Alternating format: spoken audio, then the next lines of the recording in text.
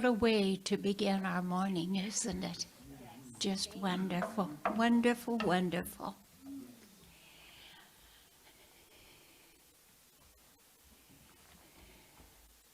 I'm happy to be here this morning with every one of you.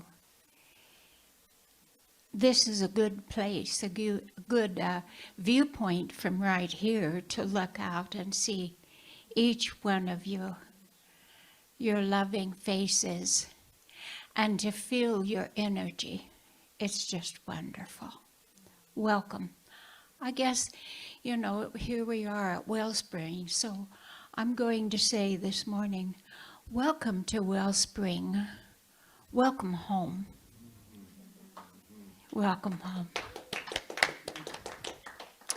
And welcome to all of you on Zoom land.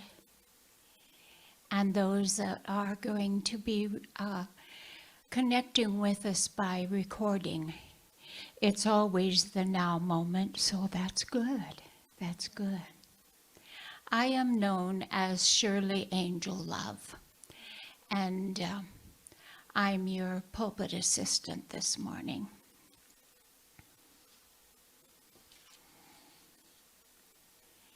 We have a few opportunities to experience this week.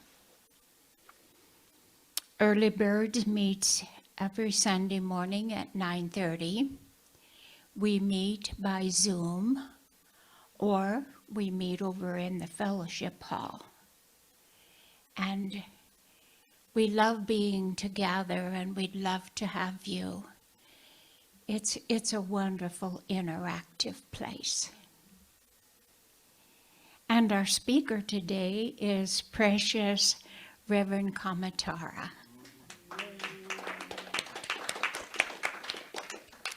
And then the next speaker will be Reverend Randy Granger next week. That's always a blessing too. We're so blessed. And then on Thursday evenings, we meet in the fellowship hall or by way of Zoom. And it is a time to share in a wonderful video and conversation afterwards. And if you would like to join that, you may connect with Dr. Cleona or Dr. Edward, and they'll give you the way to get on Zoom. Well, we're working on the labyrinth. It's going to be out back here, away, I think, a little ways from the pergola. And we are gathering rocks to build that. And they have to be about 6 inches in diameter. And so we do need some more rocks. And so keep on rocking on.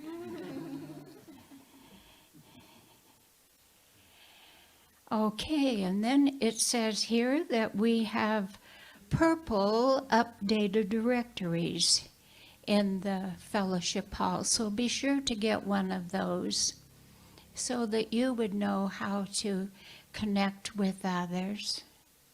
And I think over to the side of the name is even some birth dates remembered, so that helps too, doesn't it? We have Dr. Juan Robles. Right now he's in Puerto Rico being with his family, but he has written a book that has now been published, and it says here, My Alchemical Journey into Holistic Health, a memoir of wisdom, healing, and transformation. And he's drawing from his lifetime of experience, and that it's more of a memoir, or more than a memoir, it says. It's an invitation to explore the deeper connections between health, spirituality, and the natural world. Okay, so then we have our June outing, and we will be meeting at the church at 7:30 to carpool up to Space Murals Road to gather labyrinth rocks. Oh, so there. Upon our return, after unloading, we will go out to brunch. So they've created an answer to our dilemma about getting enough rocks. And then we have a prayer team that meets every Tuesday at 4 p.m., I believe it is, 4:15 it says here, to pray for all the prayer requests. And this group meets on Zoom. It is ministers and practitioners that love to come together to support you in prayer. That's a good time for you to pause, and because they're supporting you and they're supporting others. If you don't have any requests, you can support others. So 4:15. Okay, so right now is our time for the invocation. As I touch this bowl here and I sound it, let the energies and the vibrations of it reach so deep into your heart.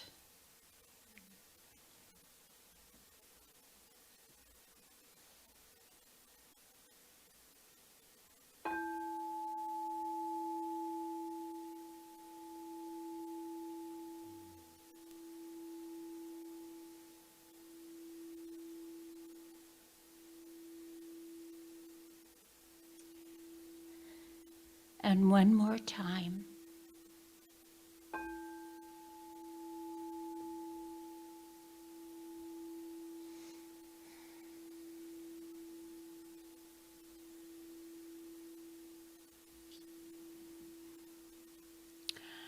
Our hearts are full this morning. Our hearts are open. Our minds are open to receive and to remember who we are.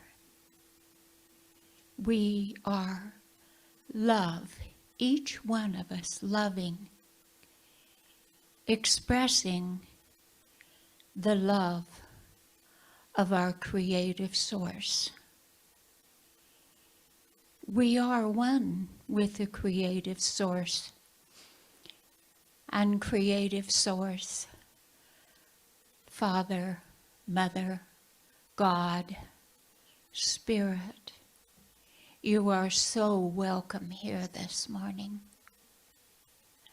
And we feel your presence within us and all around us, and filling this room. And if we're listening by Zoom, filling our homes. It is truly wonderful to be alive in this day and to know the presence of love.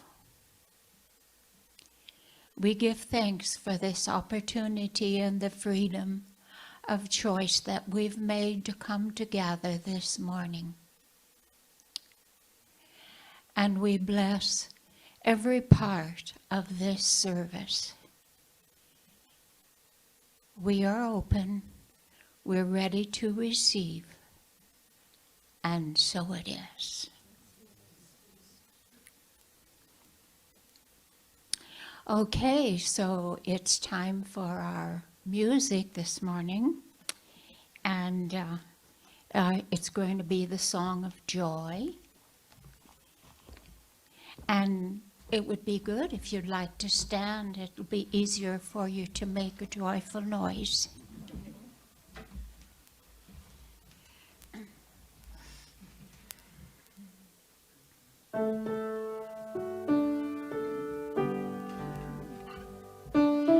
Joy, joy, joy, joy, down in my heart, down in my heart, down in my heart. I've got the joy, joy, joy, joy, joy in my heart, down in my heart to stay.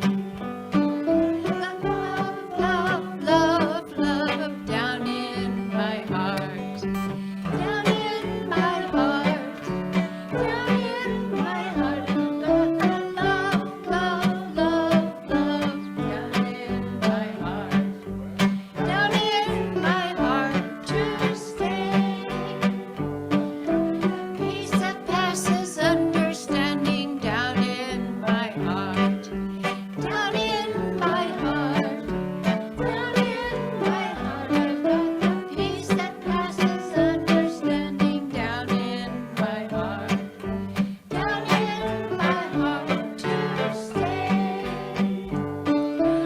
Gift of spirit, gift of spirit, down in my heart, down in my heart, down in my heart. I've got the gift of spirit, down in my heart, down in my heart to stay.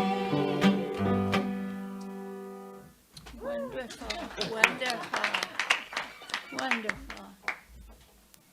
Thank you, Judy, and thank you, Doug.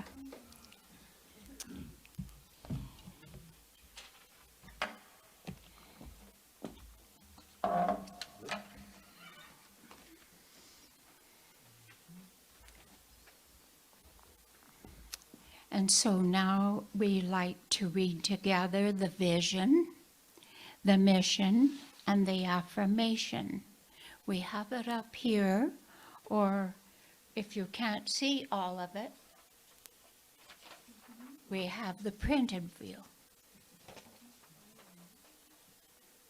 Our vision: to elevate spiritual consciousness in our world.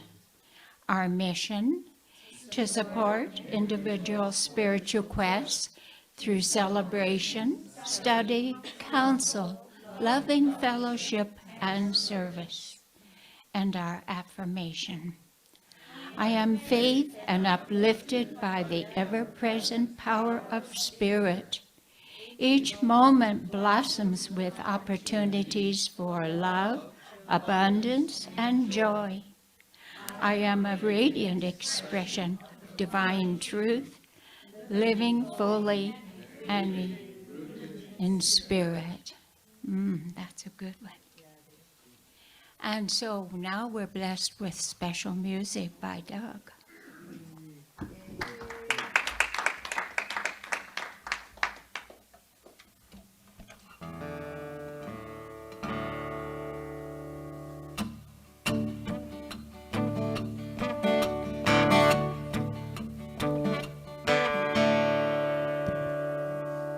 Grace, the glory and the power.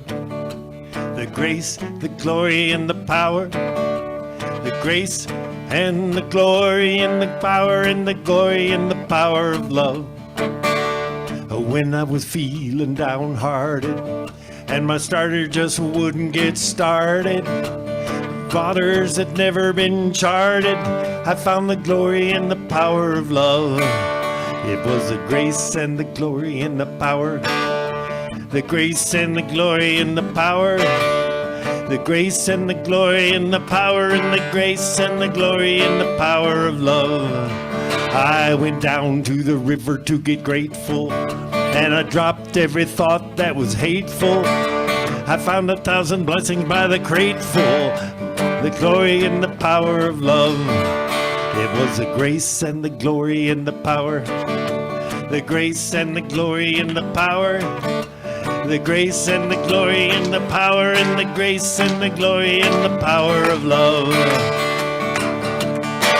You can do it, you can do it, you can do it. with the glory and the power of love. You can make it, you can make it, you can make it, with the glory and the power of love. I was running, I was racing, and every wrong trip I was retracing. Until I finally found out what I was chasing. It was the glory and the power of love. It was the grace and the glory and the power. The grace and the glory and the power. The grace and the glory and the power. And the grace and the glory and the power of love. I was looking high and low for satisfaction. I even joined up with the warring faction. Even then I couldn't find a bit of traction without the glory and the power of love. Here we go. It was a grace and the glory and the power. The grace and the glory and the power. The grace and the glory and the power. And the grace and the glory and the power of love.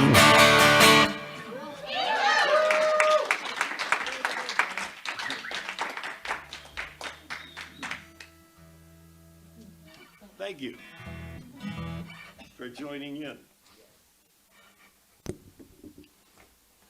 You're just too much fun.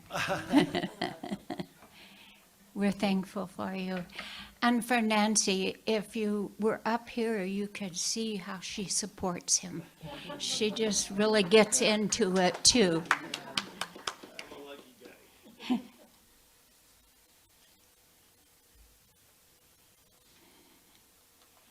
Okay.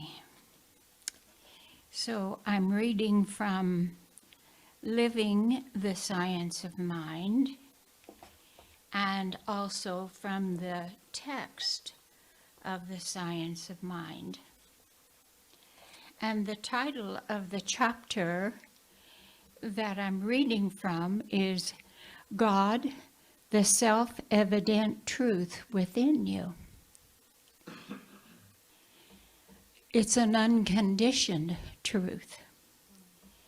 This is truth Jesus referred to when he said, "Ye shall know the truth, and the truth will make you free." And then from the Psalms, one of the lines says, "The rod and the staff, they comfort me, thy rod and staff." A rod or staff was used by the shepherd to protect himself and his sheep. Like many other symbols in the Bible, it refers to the staff of truth, or our complete reliance on the law of good.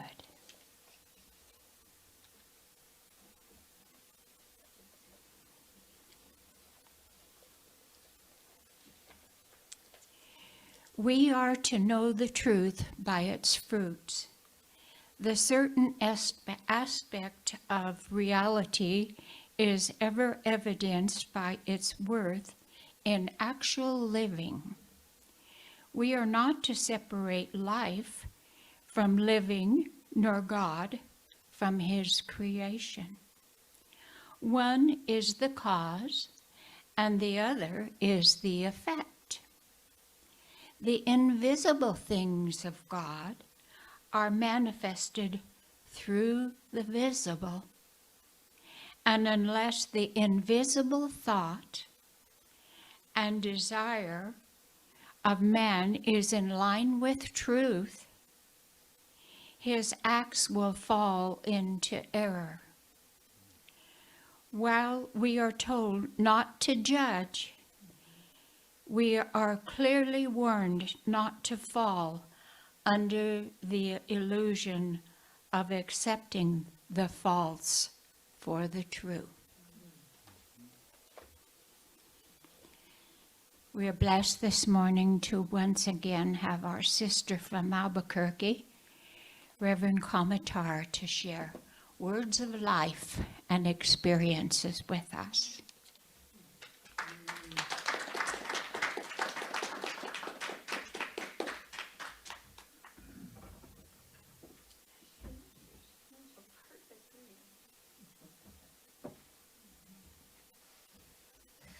Well, good morning, everyone. As usual, amazing reading, because God is always winner, winner, chicken dinner, just so you know.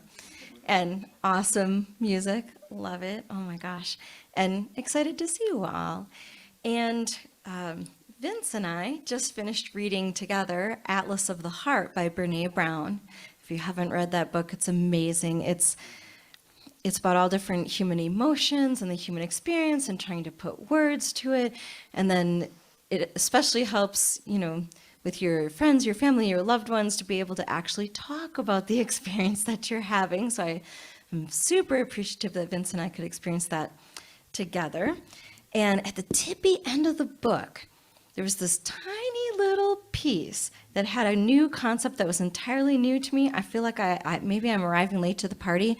Maybe you already know this, but it blew my mind.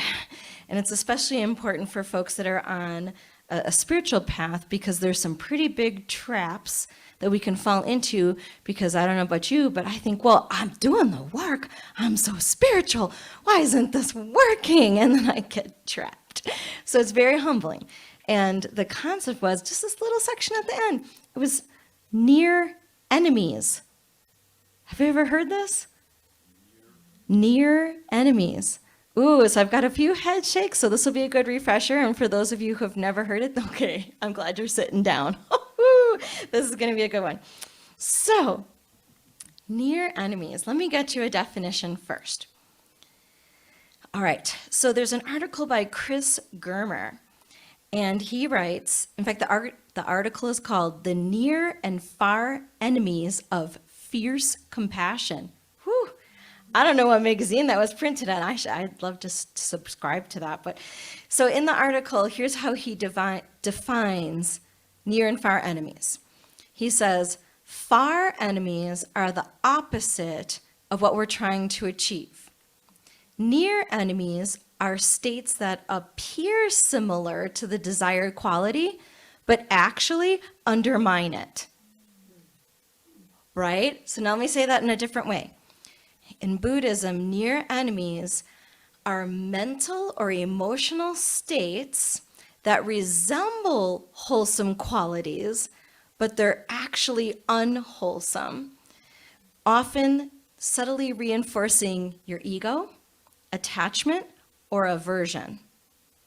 So things you want to bring towards you, things you're going to push away, and then our egos go, woohoo, oh my goodness. And they're called near enemies because they're so close in appearance to the beneficial state, like you want love, you want compassion, they're so close to that. But they function in opposition to the true spirit of those virtues. And I promise I'm going to give you lots of examples. We're just in the definition mode right now. So in Atlas of the Heart, Brene Brown does go on to say that when you think about what you do want in your life, it's really easy to think about the opposite, the far enemy. That's easy.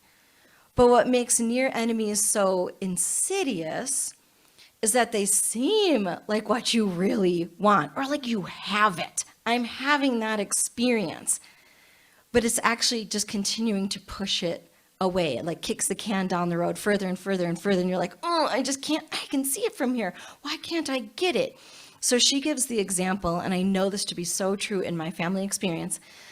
She says, it may feel like you're cultivating connection, but the near enemy of connection is control. Like, I'll make us be connected. I will make this family happen, let me tell you. Oh, we're going to spend time together. And, right? That is so me. I felt so called out. And she says that the near enemy of connection is control, because control sabotages any true connection that could be naturally in that relationship. There could be a natural mutuality where we're all coming together, we're all sharing the emotional labor. We do feel sincerely connected, as opposed to people who are just showing up because mom's doing things. Oh, because mom said so. Oh, because we have to. Oh, because mom's going to do everything and we just get to go along for the ride? Rock on! Well, mom doesn't play that game anymore. So, yeah, we've got some big problems. So it's tricky because I thought that connection was really happening, but it really wasn't. Now that I'm able to see the truth of that situation. So here's a quote from Brene Brown. She says about near enemies, she says, and because they're so stealthy, we often internalize the pain that we're experiencing and think that something is wrong with us. Near enemies can feel like manipulation and even gaslighting. Of course, the far enemies destroy connection too, but you see that coming. Ugh. So another way to say this is from Jack Kornfield. In fact, the new book that Vince and I are reading together is Bringing Home the Dharma, Awakening Right Where You Are. And he says, the near enemies depict how spirituality can be misunderstood or misused to separate us from life. It's that spiritual survival mode. I'm doing all these things. Why isn't this working out? Oh, because I'm missing the mark. It's close, but it's not quite. And it's never, no matter how much I do this thing that's close, even if I do it 100 million times, it is never going to add up to the thing I want. In fact, if you think about the words transactional versus transformational, in my line of work in the anti-poverty arena, we talk about how transformational relationships is what gets us out of poverty. Money doesn't get people out of poverty, people do. And so we're all about transformational relationships. And so if you think about the transaction that might happen in government agencies and health and human services, or as a former school teacher, when I had 150 students a day, it was very transactional. It did not matter how loving, caring, magnificent teacher that I was, no matter what my lesson plan had going on, I still had 150 bambinos a day. It was very intense. And I just kept thinking, well, if I just could have more transactions, it would add up to be transformational. No, it really doesn't. So that's the near enemy concept.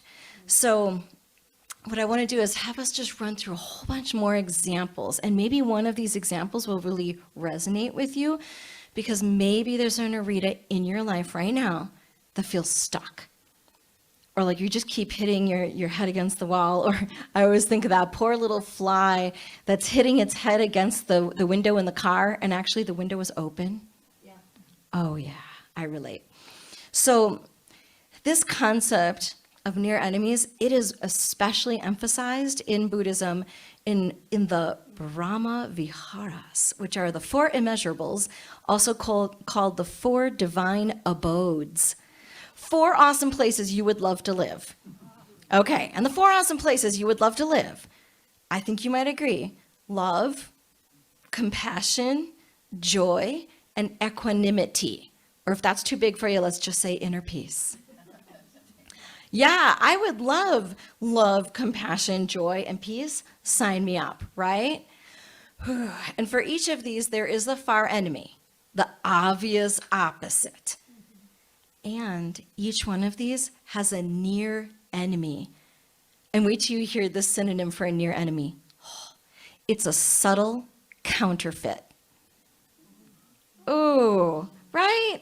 Oh, that hurts. Okay, so we're going to just look at some of these and see if one of these just calls to you like, oh, I'm going to work on that. Okay, so let's take the first one for love. If you just take a moment to just feel love in your heart, think about someone you love. Oh my gosh, the energy in the room just went whoop, and your faces, you just beautiful smiles and your radiant self. And now I hate to bring us down for a moment, but you maybe have some examples of something you don't love that you might think about, and I won't mention anything about politics at this moment. So just considering something that might be disturbing, upsetting, right? We know the opposite. We totally get that. Okay, now let's bring it back to love, our heart of love. And I'm going to talk about the near enemy, the subtle counterfeit, the thing that masquerades, it looks just like it, but it isn't, and that is attachment or conditional love.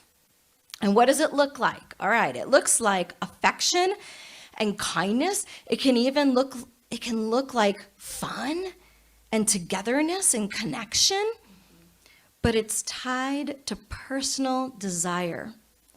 It's tied to cravings, and it's tied to expectation and conditions. And the way that kind of love, which I'll put in air quotes because it's not really love, it's attachment, how it impacts your life is that people may think they're being loving, but they're actually seeking validation. Or you might be seeking control or emotional security. And it leads to possessiveness, resentment when it doesn't get back to you, exactly the script that was in my head, like, why didn't you know? And it really gets us plugged into that codependency that is so insidious and really parades around as love because it matches what society is telling us love should look like. That all in, that very, like what the church, well, the church, not our church, other people's church would tell you what that looks like, or the Disney movies of that really embroiled, dependent love that is not actually love, not true love, not the way we believe in divine love that's with us and God with us and each other, that loving of the beloved. It's not sickly like this.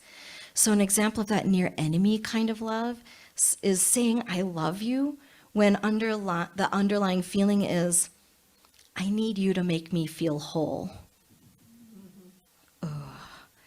And Jack Kornfield has an amazing quote. I read this quote before, and it blew my mind as my 30 years of amazing attachment was coming to an end. And it made me realize the difference. Because I would have bet all the money that I now no longer have, thank you, lawyers, I would have bet all that money that I had it. I did. Why didn't this work? And I read this quote and it blew my mind. So let's sit with this for a minute. It says, the near enemy of love is attachment. Attachment masquerades as love. It says, I will love this person because I need something from them. Or I will love you if you love me back. I'll love you, but only if you will be the way I want you to be. This isn't the fullness of love. Instead, there is attachment, clinging, and fear. True love allows, honors, and appreciates.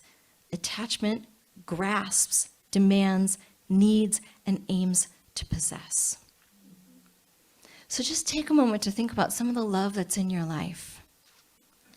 And is it that healthy, true, unconditional love, like the beloved kind of love that I'm now experiencing with my new partner? Thank you, God. And with you that I've experienced for a decade or more. Thank you, Wellspring. Or are you experiencing something that's missing the mark in the love arena? Is it attachment? Is it conditional? Moving on to the second abode of compassion.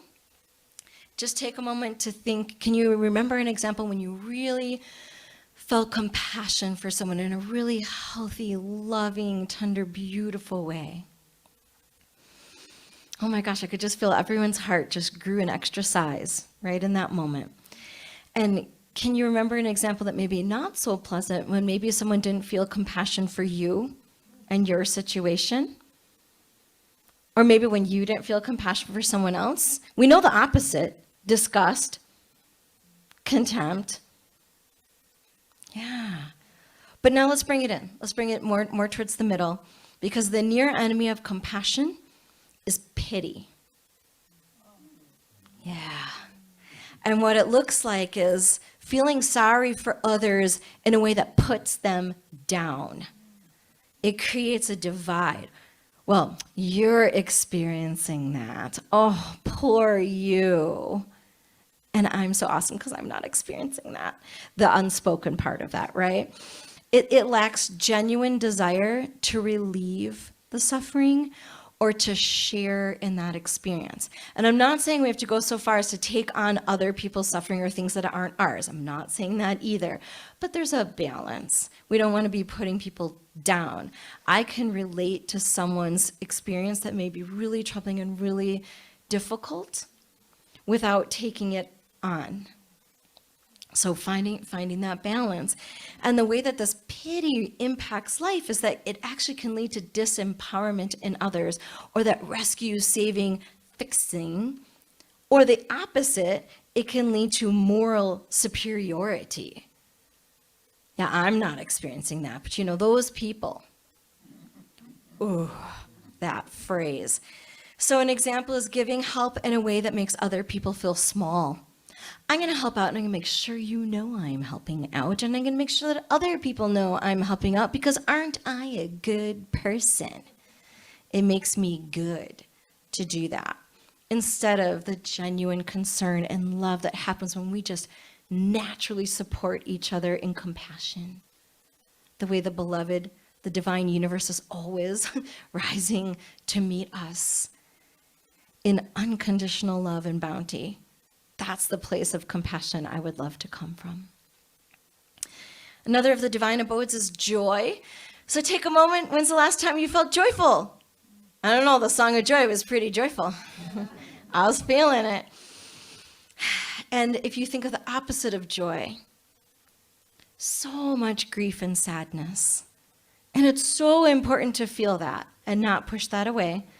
Been going through that a lot lately, and I appreciate that too. It's really important to experience that.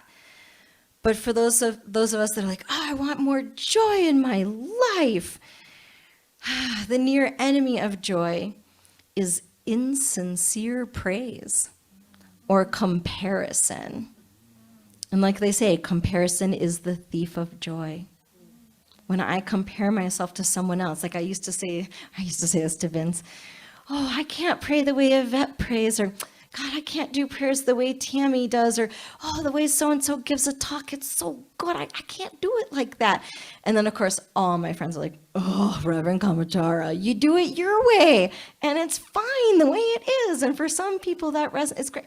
But when I do those comparisons, I'm happy for that person, I'm joyful, but I'm also slashing my own tires. Or if it's insincere praise, the example is I might congratulate a friend for a promotion or a trip that's coming up or a house or a car, but underneath it, I'm secretly resenting it wasn't me. Oh, dang. Well, I'm so happy for you. But dang, that never happens for me. Wah, wah. So it's like, let me give you this cake. Oh, and then let me just smash it out of your hands.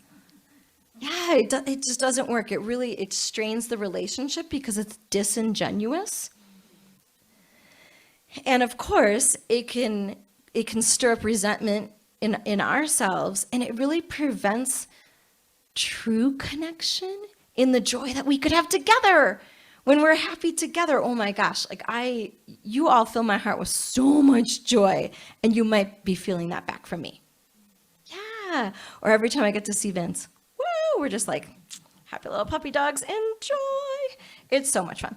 So another abode is equanimity or inner peace. So let's take a minute to breathe into that peaceful space within.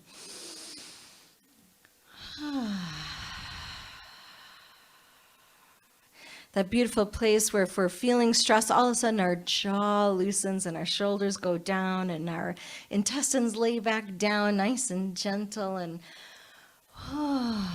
you can just feel it in your body, you can feel it in your heart.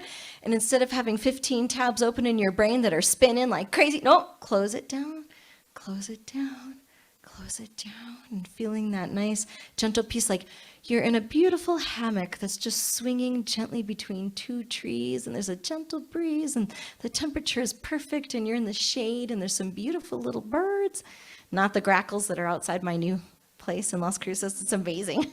The grackles. That was a new word for me. Okay. But inner peace, right? We got it. You know what it's like.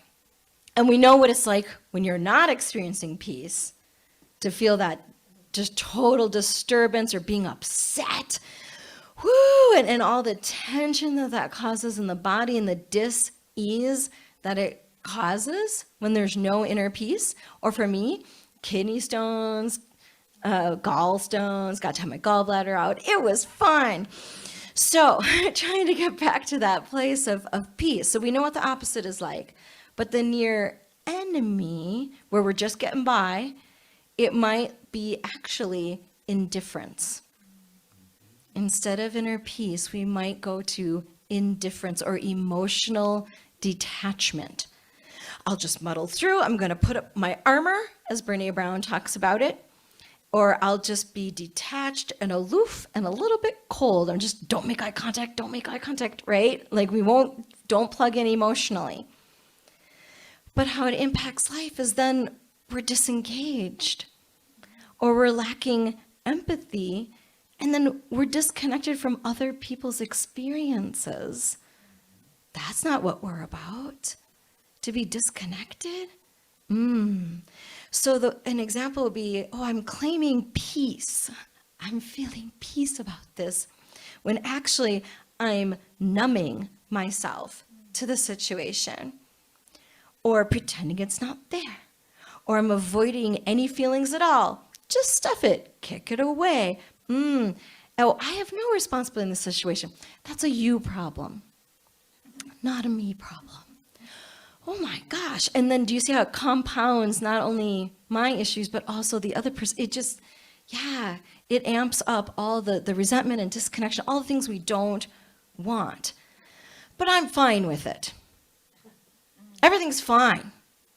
Ooh, is that word loaded? When people say, how you doing? Fine. Wow.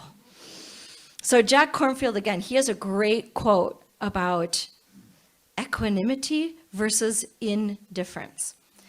He writes, the near enemy of equanimity is indifference or callousness. We may appear serene if we say, I'm not attached. It doesn't matter what happens anyway, because it's all transitory.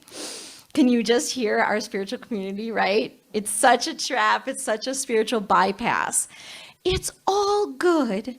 It's all God, which in essence is true. But oftentimes, the way it's said is that spiritual bypass, instead of actually sitting with the discomfort or getting into, why am I not at peace right now?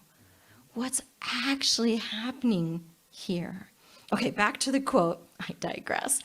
He says, we feel a certain peaceful relief because we withdraw from the experience and from the energies of life, but indifference is based on fear. True equanimity is not withdrawal. It is a balanced engagement with all aspects of life. It is opening to the whole of life with composure and ease of mind, accepting the beautiful and terrifying nature of things. Wow, there's equanimity. There's that balance. Can we hold it all? Beautiful and terrifying. And I've said this to you quite a few times before, but I love how Ram Dass says that we're here to learn to reverence the terrible beauty that is life. Can we hold it all? I've been saying to Vince lately, my life is expanding so much right now that I can almost feel the rib cage of my soul expanding with everything that's happening. But then we make the space for grace, and we make the space for love, and we make the space for joy and compassion. We can grow into it. In fact, this beautiful anonymous saying says, false calm may silence the waves, but only true equanimity can still the ocean. So why does this matter? Who cares about these abodes and all this near enemies? Like, can't it just be close enough? Or like I used to say to my students, you have risen to the level of your mediocrity. Okay, yeah, they didn't appreciate that. So the problem with all of this is it's the difference between surviving versus thriving. Being in spiritual survival mode. And granted, I'm super grateful that I had these spiritual tools so I could survive. Absolutely, it's the only thing that helped me make it through 30 years of a failing marriage. And there was a fabulous blowout in 2019 when he said something like, you're just doing anything you can to get out of this marriage. And I said, I shouldn't have, but I totally did. It just came right out of me, and I said, you know what? It's only because I have mad spiritual skills that you are not divorced or dead at this moment. Oh, God. That was not a skillful moment, but dang, it was true. So, yes, I was in spiritual survival mode. Yes, we have to have a sense of humor, right? I know, gotta have a sense of humor. I had the spiritual tools to survive. And I was doing my absolute best, but I just kept looping in the same experience, and I couldn't make it out. It's Charlie Brown kicking that football. And if I just do it enough times, it's gonna happen. No. It's never going to reach that point. And here's the reason why these near enemies are so dangerous, especially for folks who are in spiritual study or self-development, because near enemies look like virtues, so we may not question them. Near enemies often feed the ego. It sure did mine. Look at all this work I'm doing. Look at this family experience. Look at this. I could have pointed to a whole bunch of things that made me awesome sauce. And granted, I did survive, and we had an amazing 30 years, absolutely, thank you, and God bless you, super formative, yes. And it was feeding my neuroses, his neuroses, all the egos for everyone, it was amazing. But it didn't dissolve the ego, it didn't balance the ego, it didn't integrate the ego, it just kept it spinning.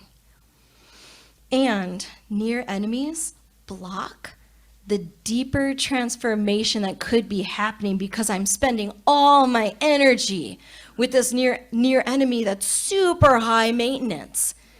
It takes a ton of energy to keep that near enemy happy and going. And all it does is create this illusion that we've arrived, but we aren't there yet. So here's some practical takeaways for you. If we're going to guard against near enemies, we need to, number one, regularly examine our motivations, not just our actions. What's the motivation underneath the action?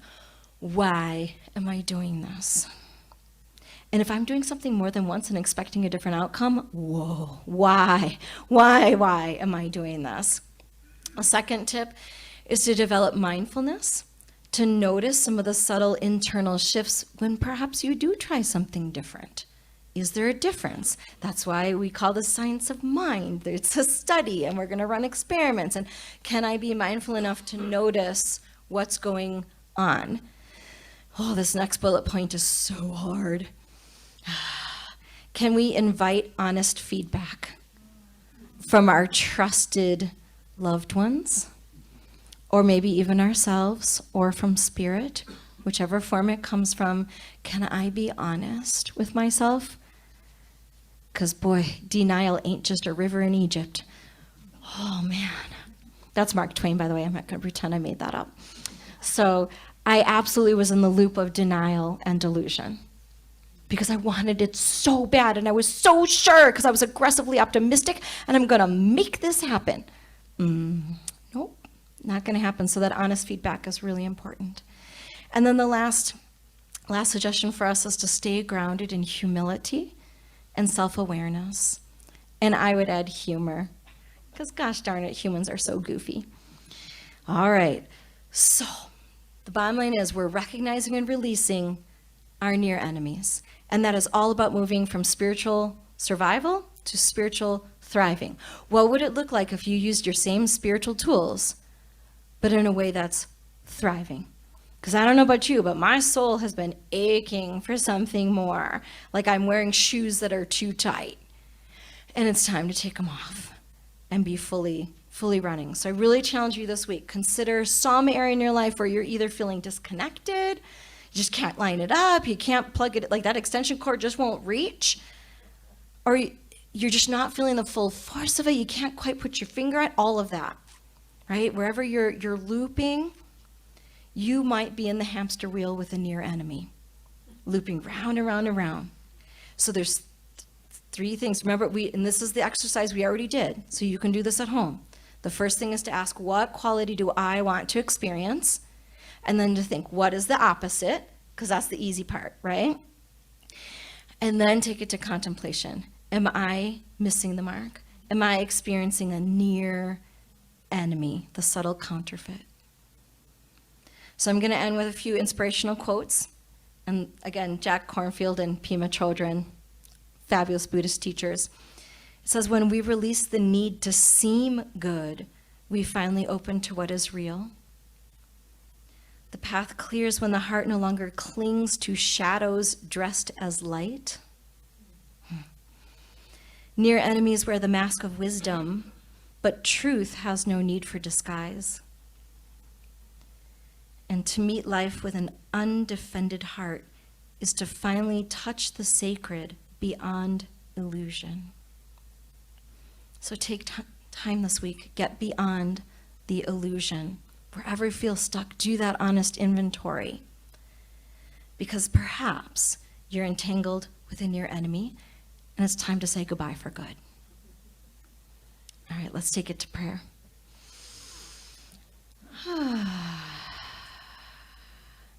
And pulling up whatever thoughts or emotions or examples or arenas in your life that came up during this talk, just hold that gently in your heart and know that the arms of the divine are around you right now, lifting you up, because the divine is all there is. One heart, one mind, one love. All the infinite qualities of the divine are absolutely yours and mine and ours together. All we have to do is order up. So this prayer is our order. In that one heart, one mind, one love, we recognize that one loving source that's expressing as each one of us, and recognizing those God qualities that we do want in our lives, the love, the compassion, the joy, the peace, welcoming an expanded consciousness of those God qualities in our lives, and welcoming the clarity, being able to recognize what is not that, recognizing the opposite and letting that go, and allowing Spirit to speak to us when we're missing the mark, when things are just a little bit off.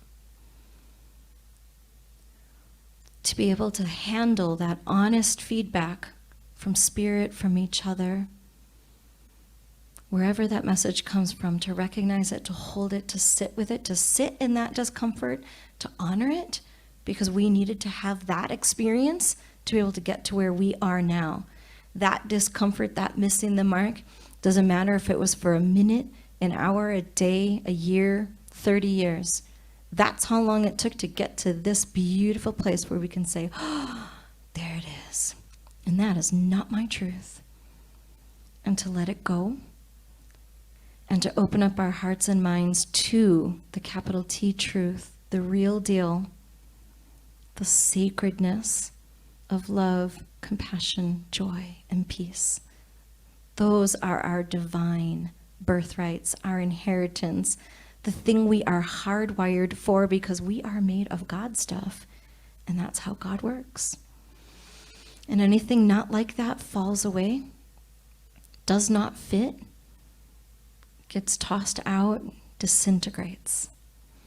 And things may fall apart, so that way there's more space for the other things to fall together. And so knowing that everything is in divine right order in our lives, even when they're messy and sloppy and confusing and conflicting, all of that is God just showing up, waiting to be recognized. So I know for each one of us, the thing that we're working on this week, we each gain great clarity. We understand what the next step is.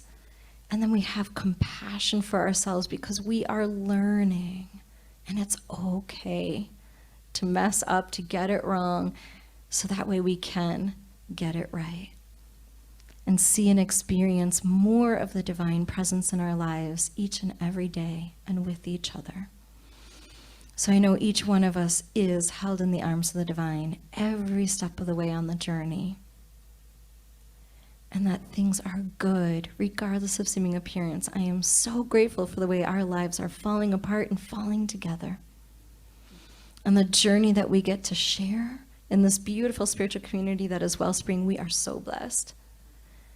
to be able to support each other and remember each other's best and highest good when we can't remember it for ourselves, and to be able to give each other honest feedback with discernment when we may be missing the mark, to do that with a heart of compassion. We're so blessed to share the journey. And as each one of us is leveling up and deepening wide, I know we are the place where God shows up. So I give thanks for the sacred time together and the way that this time out pictures all week long in our lives in such blessed ways. So knowing that all is well, I let it go and let it be. And so it is.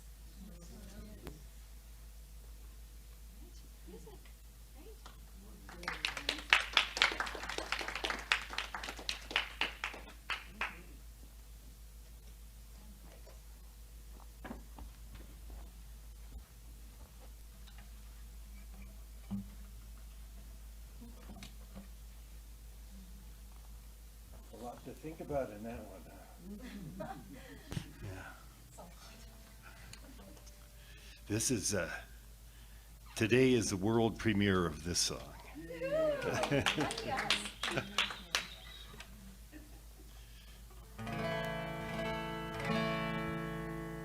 I'll tell you a little bit, because it's kind of interesting of how it came about. Is back a long time ago, I was very involved in protesting the war on Iraq after all the sanctions, which I was also protesting. And I wrote some songs, and I was in the Bay Area, San Francisco, and going to, Nancy and I were going to different protests and this stuff. And I was backstage at this one, it was near Berkeley. And everybody was out there. And some guy walked right in, the speaker, the next speaker was a preacher of a black church in Oakland, a woman, powerful speaker. And she was up there on the stage, and some guy walked right in front of the stage and yelled, "God bless George Bush." She said, "God bless George Bush with wisdom." And that, it can still apply. And so that stories lead to stories. I'm going to play the song here. So here's a world premiere of my new song. It's called Wisdom.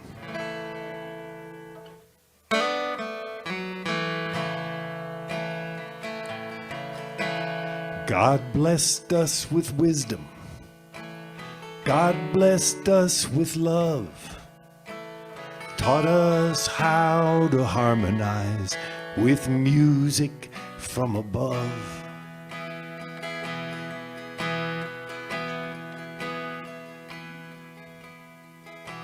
Taught us how to step in time in this dance below. Shine the light upon our path everywhere we go.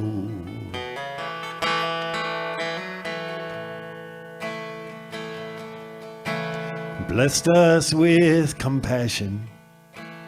God blessed us with grace. Taught us to be kind at home and every other place. Courage to get through this day and also through the night. Blessed us with a love of peace and strength to know what's right. I cannot turn the tide, but the tide will turn and turn and turn. I can help mend bridges that have burned. And I call on all the teachings that I've ever learned. I can't turn the tide, but the tide will turn.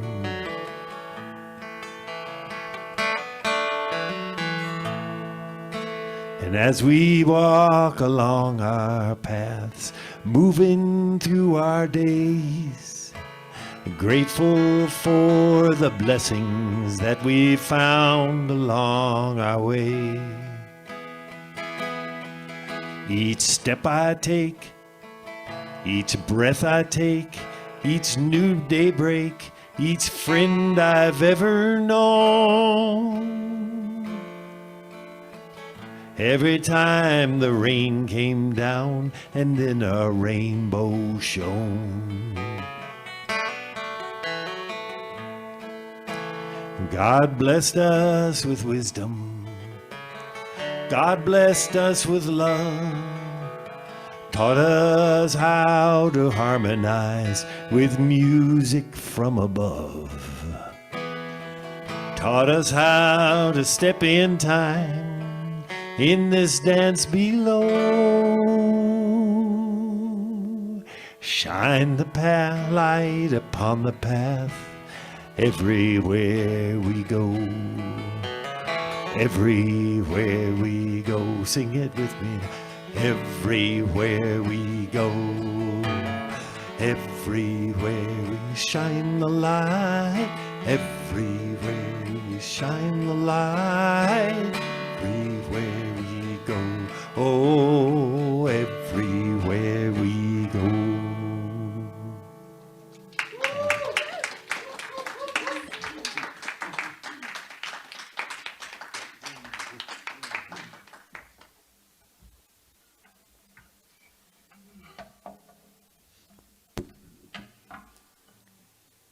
You can do it every time here. Anything new. Wonderful. Thank you. Thank you so much. And so could we thank Reverend Kamatara and Doug again? Wonderful.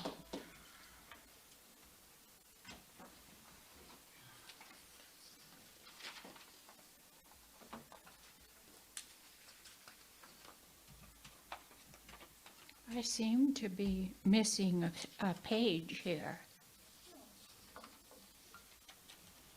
Oh, I seem to have found it.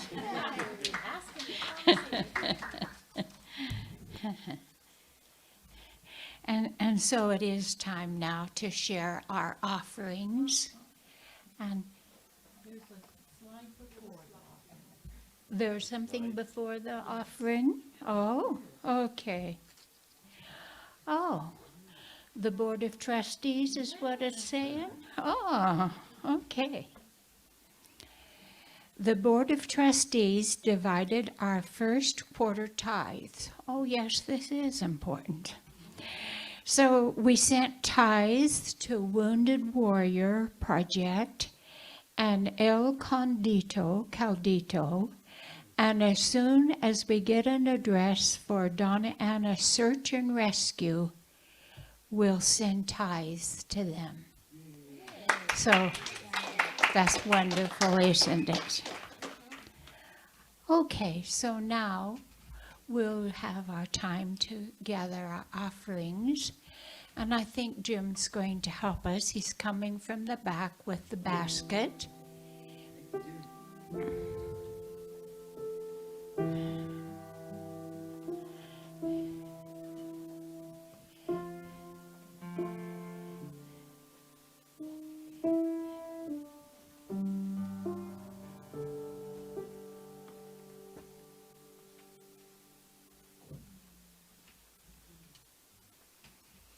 We give thanks for these offerings and for the virtual gifts we receive.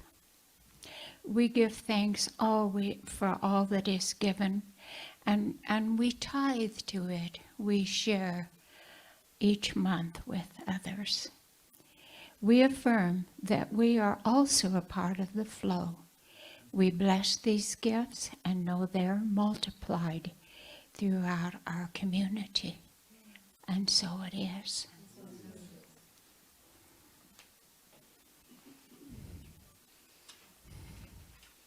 Thank you, Jim. Well, there's a number of folks that have contributed today to make this time together possible. And so, Reverend Kamatara, thank you. Doug, thank you. And Judy. And the camera person back there, Brenda.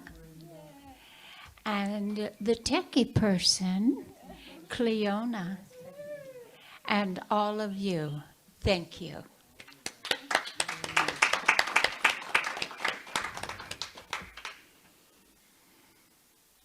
And so I'd like to thank all of you on Zoom today. Thank you for joining us.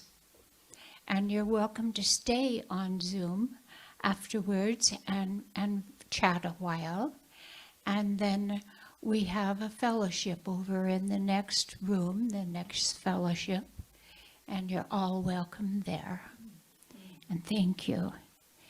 And so now it's time for us to stand and share our benediction, and then we'll sing the peace song, and we like to gather in the aisle holding hands and singing the peace song together.